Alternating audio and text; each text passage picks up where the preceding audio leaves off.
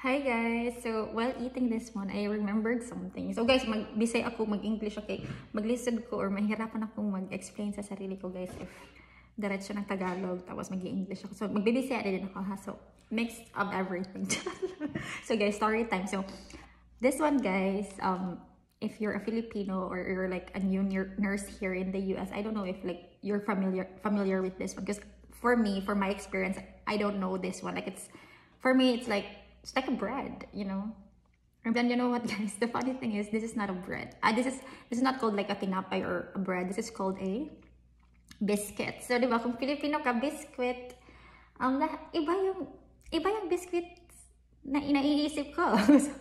So yung biscuit na alam ko is like yung mga Oreo, like yung mga High Road, yung mga Skyflakes, mga Grahams. Yun ang alam kong biscuit. So yun guys, yung funny story is like I've learned that this is a biscuit because of one of the experience I had during work. Like I'm so new, right? I still have a preceptor. So, well, it was breakfast time. So the patient was asking like, oh, when was that time? When will the breakfast come? So ako naman like, syempre nasa ko, sorry kayo. Kaya sometimes man good, dugay kayo ang food. So sabi ko sa niya, I'm so sorry. We don't know what time the breakfast will come. But if you want, like I can give you something to eat, like a biscuit. And then when I said biscuit, the patient said, oh, you have biscuit during breakfast or during this time? And I was like, yeah, we have a biscuit. I'm so confident. And then right on time guys, the food came, the breakfast came. And then when she opened the breakfast, it was waffle and bacon. And she was like, where's my biscuit here? Like, ako naman nasa biscuit. What? Nag-offer na gani ko. Nag-offer ko, pero di naman kaganahan. So, as in, like, nalibog food ko. Tapos paggawas na mo, gikuhan ko sa akong preceptor. Giingnan ko niya nga, Hana, the biscuit you're thinking, I think, is different from the biscuit that we know here. Like it's their staple food, guys. So what is staple food nila in guys. So this is a biscuit. So mo nang itsura. Sige, pakita niya sa Google mo nang itsura sa biscuit. So ako ingon niya ang biscuit na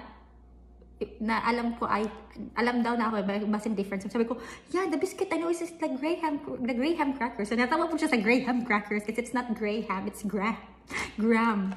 Wala siyang H, guys. So marag na, huy, kadaghan na dyan ko patama karoon lawa, guys.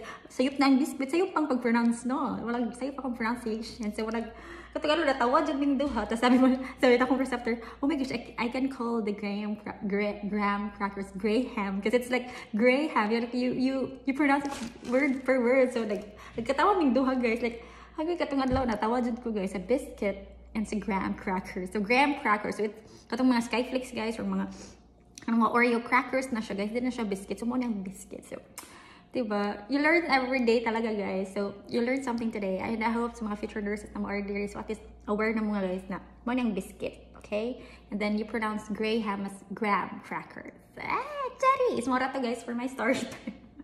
Wala, nagkaon ko, natawar ako. Wala dyan yung biscuit, guys.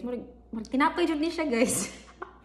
For me, like, tinapay dun siya biscuit sa kung una-una. Charot. Mara to guys, for my story time. Bye!